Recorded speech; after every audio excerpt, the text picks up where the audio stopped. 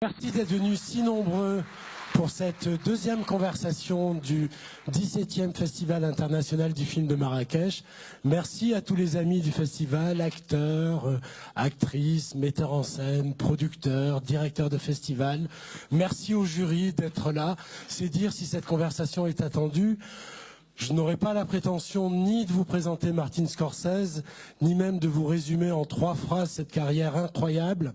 25 films, dont pas mal de chefs-d'œuvre, sans même parler des documentaires, des clips. Je pourrais juste témoigner que si, comme le disait François Truffaut, les films avancent comme des trains dans la nuit, ceux de Scorsese qui avancent à toute vitesse n'ont pas fini d'illuminer nos nuits. Et c'est peu dire que le festival est fier et heureux de l'accueillir aujourd'hui pour cette conversation, au lendemain d'un bouleversant hommage à Robert De Niro.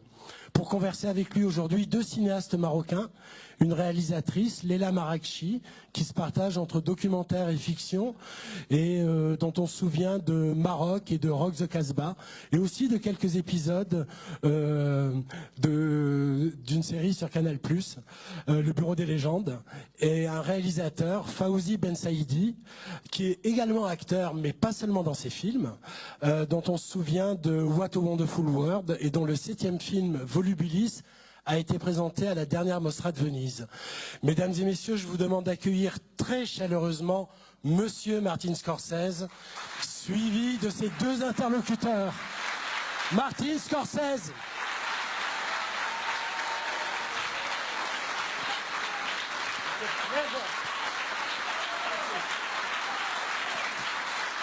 Bonjour. Allez-y.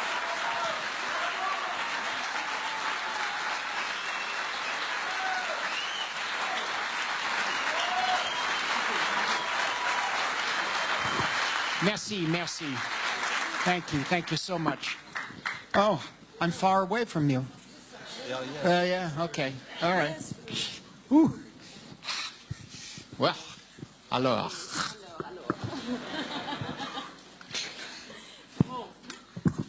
First, me. Okay, you, okay. Alors, bonjour. Bonjour. Bienvenue.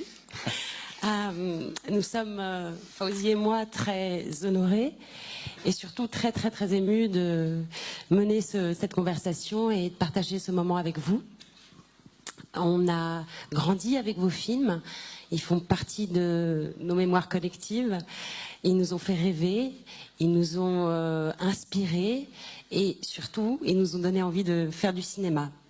Alors, à mon tour, j'ai très envie de vous poser cette question. C'est la première question qui me vient en tête. Quels sont vos films références et qui ont compté pour vous? Et la deuxième question, est-ce que vous auriez 1 ou 2 scènes qui seraient un peu comme vos Madeleines de Proust? Well, I think I'll try to take this as I limit this answer because I have many films that have influenced me or continue to, not influence, but... Je n'aurai pas la prétention ni de vous présenter Martin Scorsese, ni même de vous résumer en 3 phrases cette carrière incroyable. 25 films, dont pas mal de chefs-d'œuvre, sans même parler des documentaires, des clips. Je pourrais juste témoigner que si, comme le disait François Truffaut, les films avancent comme des trains dans la nuit, ceux de Scorsese qui avancent à toute vitesse n'ont pas fini d'illuminer nos nuits. Et c'est peu dire que le festival est fier et heureux de l'accueillir aujourd'hui pour cette conversation, au lendemain d'un bouleversant hommage à Robert De Niro. Pour converser avec lui aujourd'hui, 2 cinéastes marocains, une réalisatrice, Leila Marrakchi, qui se partage entre documentaire et fiction, et dont on se souvient de Maroc et de Rock the Casbah, et aussi de quelques épisodes d'une série sur Canal+, Le Bureau des légendes, et un réalisateur, Fawzi Ben Saïdi, qui est également acteur, mais pas seulement dans ses films, dont on se souvient de What a Wonderful World, et dont le 7e film, Volubilis, a été présenté à la dernière Mostra de Venise. Mesdames et messieurs, je vous demande d'accueillir très chaleureusement Monsieur Martin Scorsese, suivi de ses deux interlocuteurs. Martin Scorsese!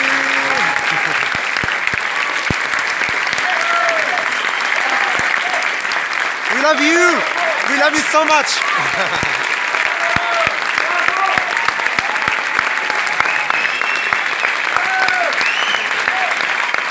Awesome! Merci à vous!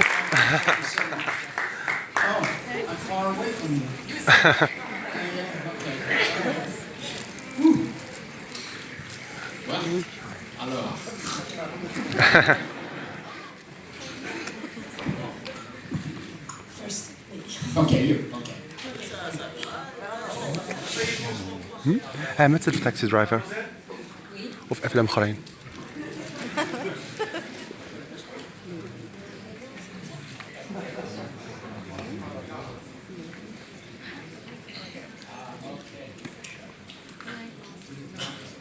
En français. En français. Ok. Ok. Alors, bonjour. Bonjour. Bienvenue.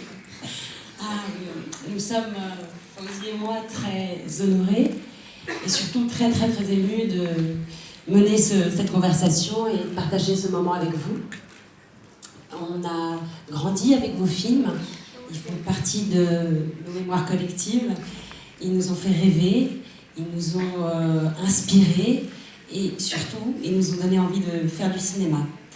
Alors, à mon tour, j'ai très envie de vous poser cette question, c'est la première question qui me vient en tête. Quels sont vos films références et qui ont compté pour vous? Et la deuxième question, est-ce que vous auriez une ou deux scènes qui seraient un peu comme vos Madeleines de Proust? Well, I think I'll try to take this as I limit this answer because I have many, many films that have influenced me or continue to, not influence, but inspire. And I have to go way back, having at the age of 3 years old been diagnosed with severe asthma. My parents didn't quite know what to do with me, so they took me to the movies. I couldn't play sports, I couldn't run, I couldn't laugh too much because of the spasms. So they were also working class people who didn't have books in their house, you know, so everything was visual and storytelling from my parents, my mother and father were basically from, how should I put it, more the old world, from Sicily. My grandparents from Sicily, so that I had many aunts and uncles and cousins, and there were family, lots of people, lots of great storytellers, great sense of humor, some very dark people, some very light-hearted people. Add to that American Hollywood films, because that's where they took me to see the movies constantly. And so this was a very, very key element. The Hollywood films of 1944, starting to 1944 to 1950. However, at the same time, my father was able to get a 16-inch TV in 1948, 49. And there was a local channel in New York just for Italians. And on every Friday night they showed Italian cinema with subtitles. And my parents and my grandparents would come and watch this little TV screen. And suddenly, you know, the image that comes to mind is the body floating in the river with a sign on it that says Partigiano, partisan. And I was 5 years old. And the reaction of the family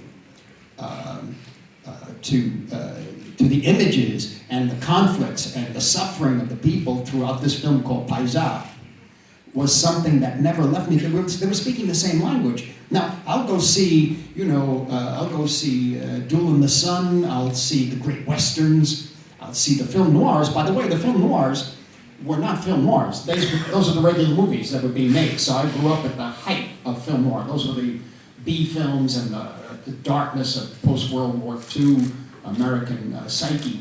But here, this was something different. Yet it was still cinema, you see. But it had, I don't mean to say it's more real. It's not that it's more real. It hit me as another way of expressing a truth which I didn't quite understand, a truth which was very troubling, a truth which I saw the reaction around me, my grandparents crying and people crying watching that, and particularly the opening sequence of the Sicilian sequence, because they were speaking the same language, and war and conflict, and that and Rome Open City, and Shoeshine, and Bicycle Thief, and a number of other Italian films at that time. By 48 to 1952, by the time La Strada was made, Italian cinema to me, or quote-unquote foreign cinema, was natural method. And because of the nature of it, it's like it was easy to satirize because it was a different style of acting. And that style came out of, I think, by the way, I think it came out of technology too. Because in cinema, you didn't have to speak that clearly. I mean, Brando and On the Waterfront, or even in Viva Zapata, it doesn't speak that clearly. You don't need to, it's got his eyes, you know? So, diction it changes, the microphones change, you pick up whispering. You know, you could whisper on film, you know? In theater, you can't. I mean, you could, but it's exaggerated, I think. I'm not a theater goer, I don't want to denigrate in any way, but it is a performance. You feel it, you have to be there when the actor is there. In cinema, something else happens. So I think the method became somewhat confused in terms of people's thoughts about the method. It's not that easy. It was one form, and like De Niro said that he went to Strasberg's class, but he also went to Stella Adler, and he went to a number of others.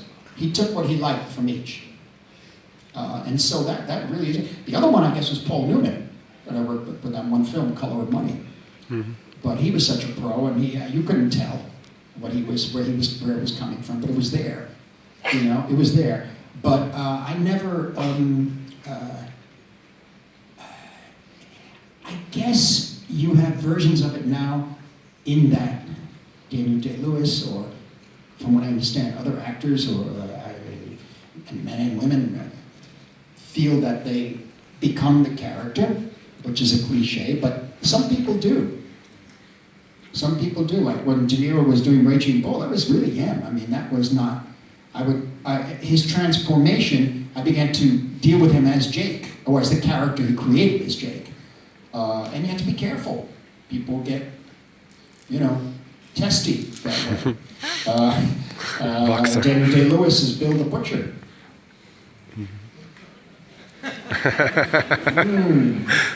One has to be extremely careful at times. Certainly, yeah. Certain character, it's the whole thing. But it made it, they say, oh, it's ridiculous, they think so much of themselves. No, they're doing their work. Yes. And also, it's doing my work, for God's sakes. If it's really the person, that's great. You know, I don't have to tell you, I'm going to tell you how to act it. Yes. You know, first of all, unless it's like an old studio system where you're assigned an actor, usually, if you're lucky, you meet people and you're able to cast, but you have an understanding that you're all making the same film. You don't discover that 2 weeks into shooting where you have to convince the actor every day. I mean, that could happen, by the way, that happens, but it's so wonderful if you actually know from the beginning, which means you could trust them, you see, and they trust you. That doesn't always work. It doesn't always, but it's a chance you take.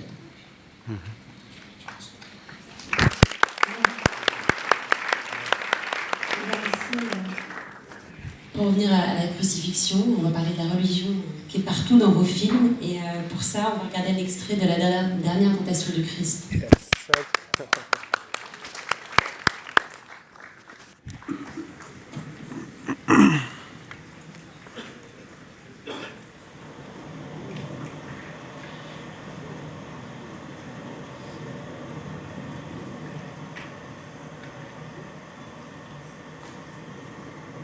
Who are you? I'm the angel who guards you.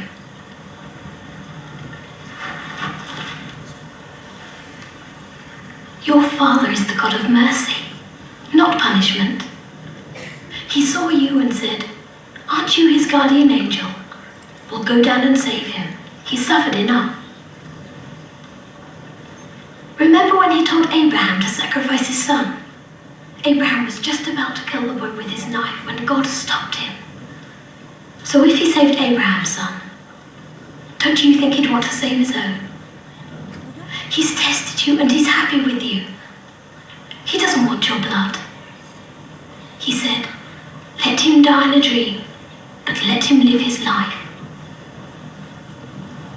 All the pain. That was real. Yes, but there won't be any more. You've done enough.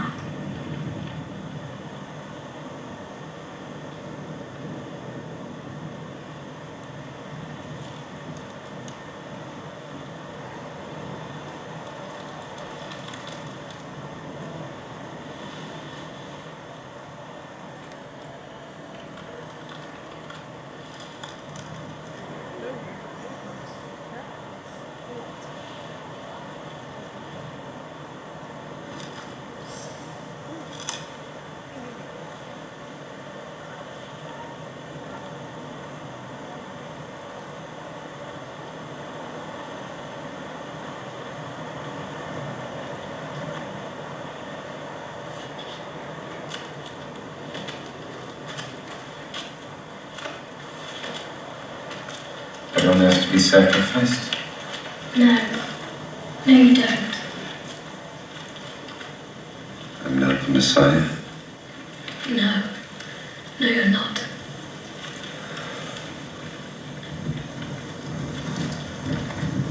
What about the others? Don't look back there. God gave you life. Look ahead. Where are the disciples? They became frightened and ran away.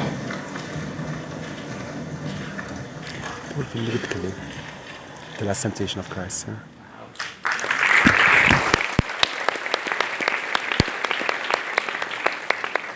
I haven't seen that since I made it. A life changer.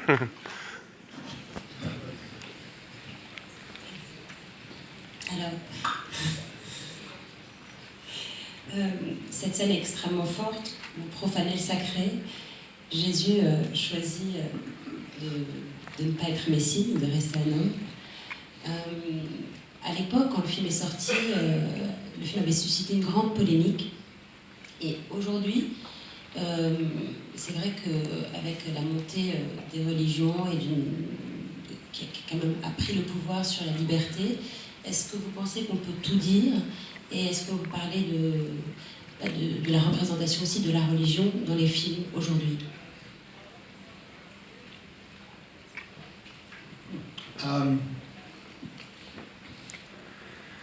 Well, I do. I do believe that. I mean, again, we're in a major change in culture and civilization, and maybe, in a sense, the ideologies and certain I don't know how to put it, but restrictive thinking. It's time for it to make a shift to the religions, and even the word religion should be lost.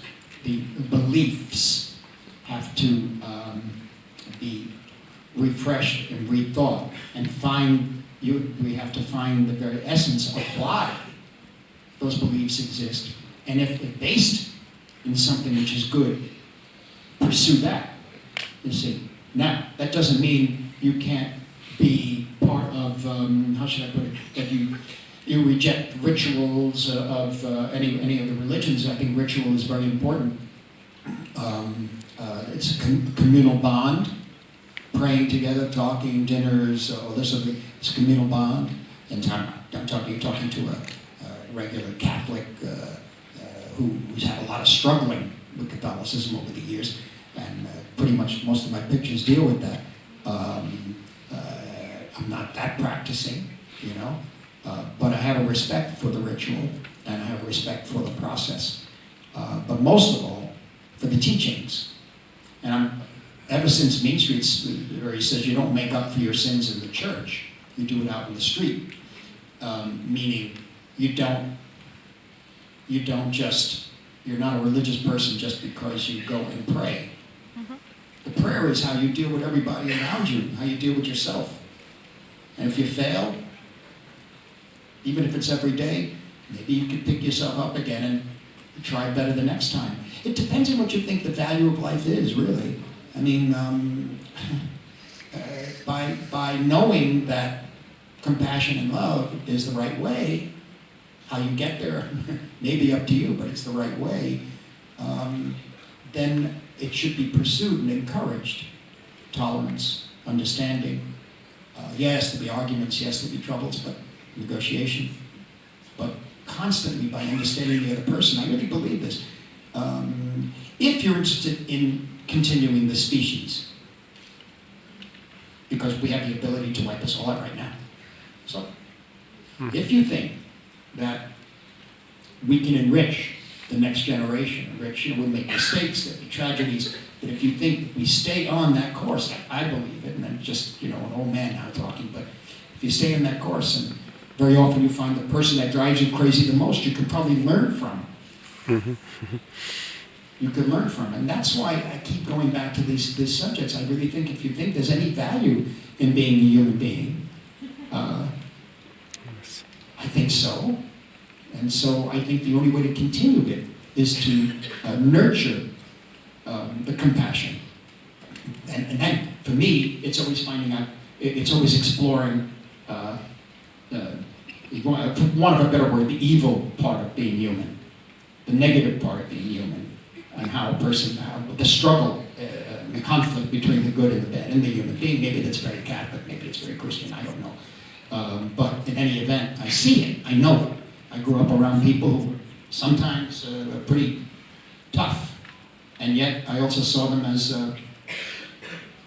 first I saw them because I was so young as human beings. Then later I discovered certain things. And also disappointments in myself. Thinking I was going to do one thing and then I would never do such a thing, I would never, and become so adamant, and I was younger, and I become so almost, judgmental of others, and when it happened to me, I said, okay, I'll do it. And boy, did I disappoint myself. Or was that a misunderstanding of the conviction? You follow? And so all these things come, it's only I think, it's only of value if you feel that there is value in life. Because the other way is death. It's easy to do. Amen to that.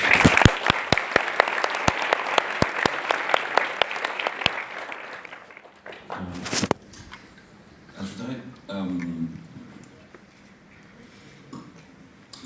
Il y a les films comme ce qu'on vient de voir et Le Silence dernièrement, qui sont des films qui traitent la religion de manière frontale, c'est-à-dire le sujet principal.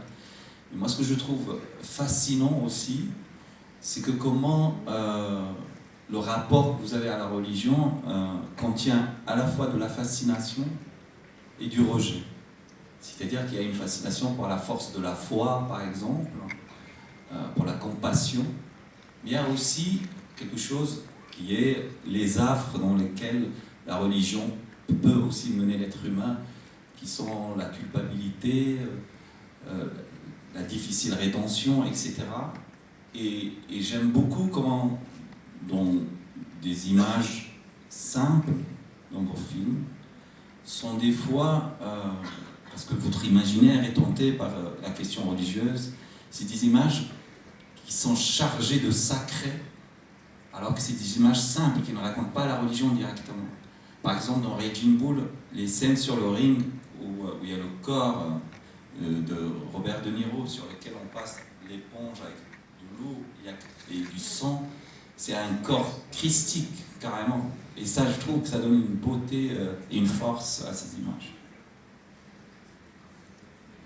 Certainly. Well, I think it's a good example of that because, I mean, the first art that I was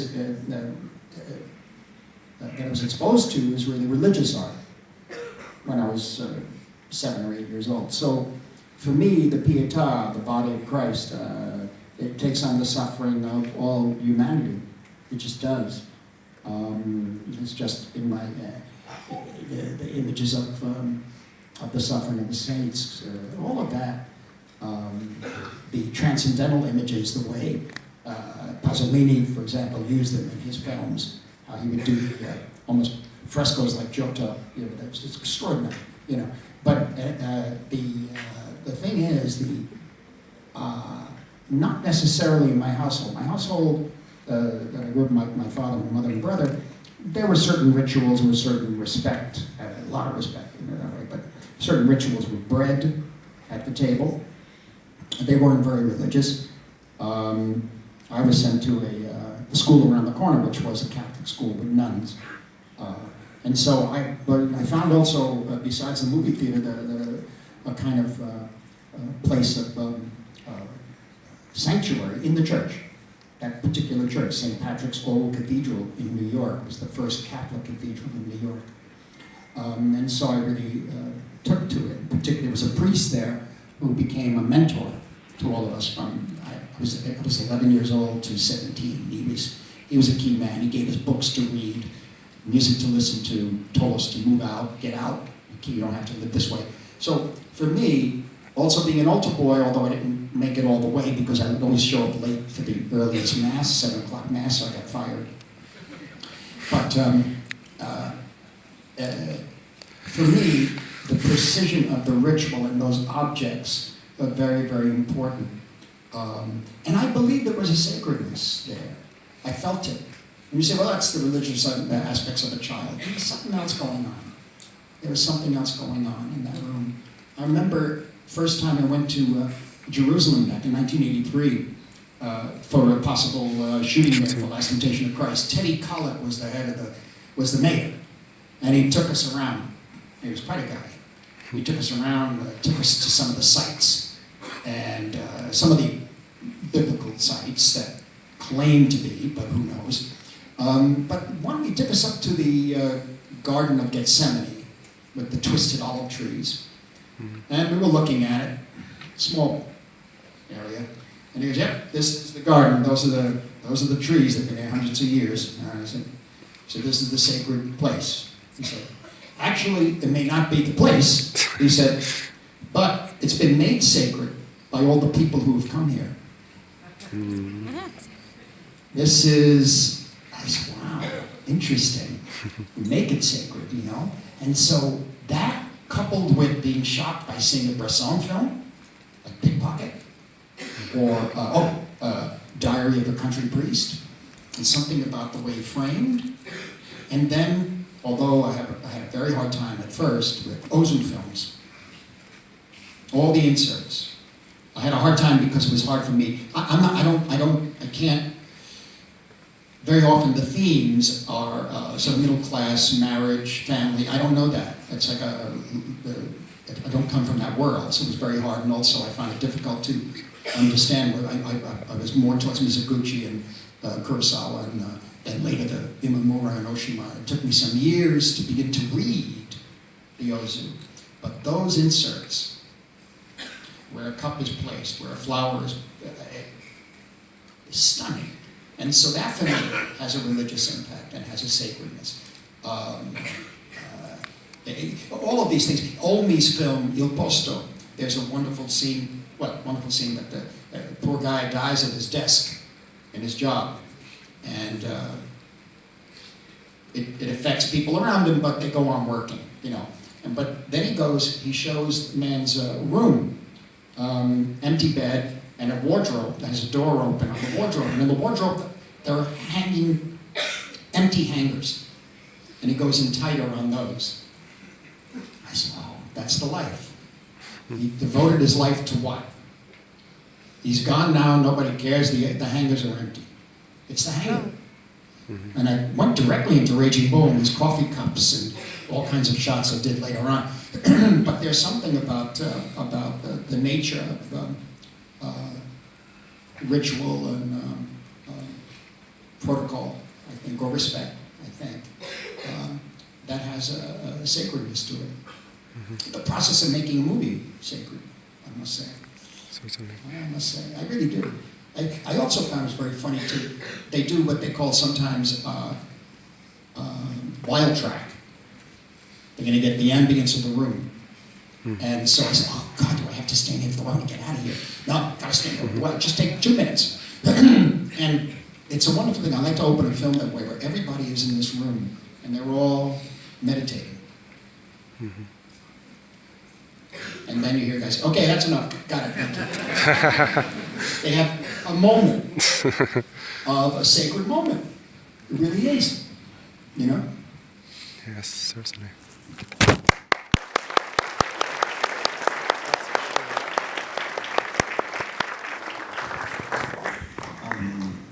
Je crois qu'on va lancer le dernier clip. Oui, c'est Casino. Casino. Le coup de foudre. Love is strange. Ouais, l'amour ne répond à aucune logique. Et voilà, on va regarder cette très belle scène.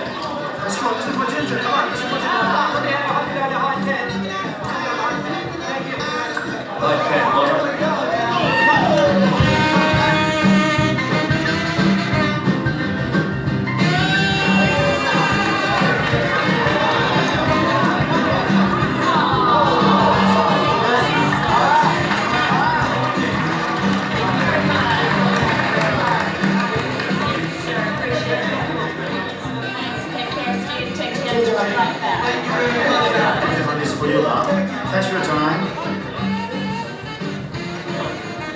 What's the matter? What do you mean, what's the matter? I made a lot of money for you. I want my cut. Money? I see you spending money. What money? Look at the stack of chips. Don't give me that shit. I want my I've been watching cut. you all night. Don't give me that shit. I want my money. Fucking chips. I didn't steal anything from you. Get lost, you Joe. Get lost? Yes. Get lost? Yes.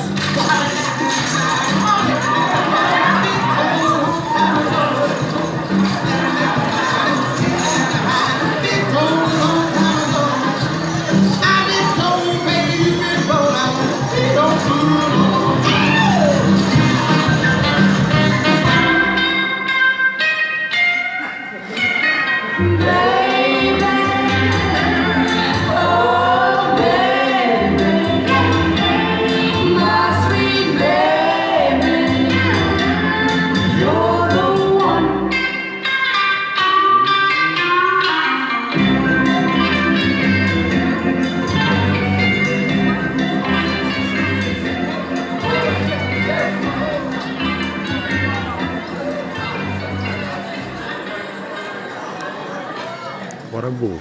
What a move. I fell in love right there. But in Vegas, for a girl like Ginger, love costs money.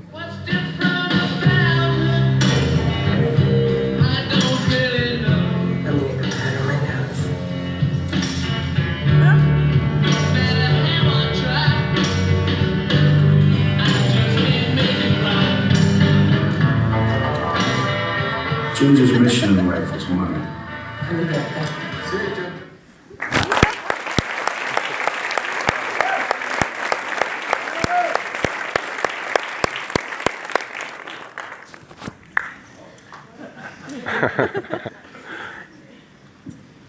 Alors, le problème, c'est qu'on peut parler des heures. On peut parler des heures et il y a beaucoup de choses à dire. Mais moi, je dirais très vite juste une chose. J'adore, par exemple, toute la liberté que vous prenez avec le langage cinématographique.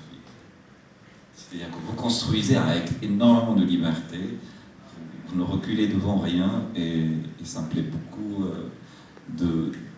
presque de dire je resterai bien sur ça, sur cette idée de liberté avec le langage du cinéma.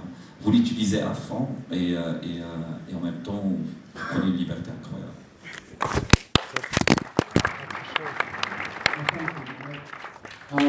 Well, for example, when you talk about structuring the film and designing, that music was in my head that way.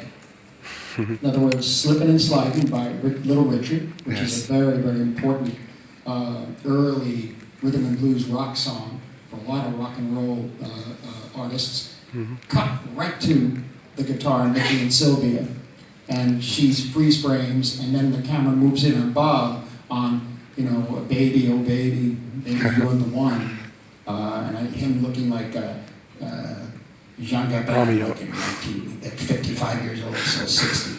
You know, and look, and so that's all designed to the music. And the whole picture, every shot was designed that way, panning from the TV to Don Rickles and Bob. That kind of a film, because it was so complex, everything was designed for the picture. To music. But I felt that you could see the camera moving, the way he's looking at her, and when they're both doomed, you know, in this love for each other. Or she doesn't, maybe she doesn't love him. I don't know. I never figured that out. What is she going to do? As he says to her, you're going to keep robbing ships for the rest of your life. You're getting older. Let me take care of you. You know, except I'm going to control everything you do.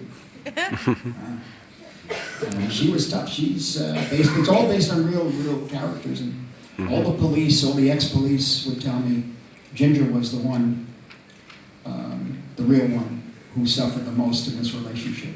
They all liked her in Vegas. All the cops who they were on these special squads to get these guys. You know, nothing ever panned out, but they all knew each other very well. But they all felt sorry for her. But in any event, no, it's usually designed that way. And then that whole picture was designed to St. Matthew Passion, Bach. I would play that over and over again to design the shots. Because I always felt that they were given paradise. And being human, they were kicked out of paradise. The only thing is they're crooks and thieves and murderers, but they were still human beings.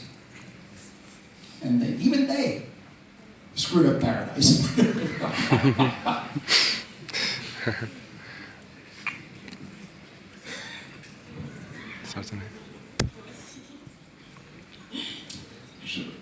Malheureusement, je dirais malheureusement, on nous fait signal d'arrêter. Nous aussi, on était un peu au paradis avec vous.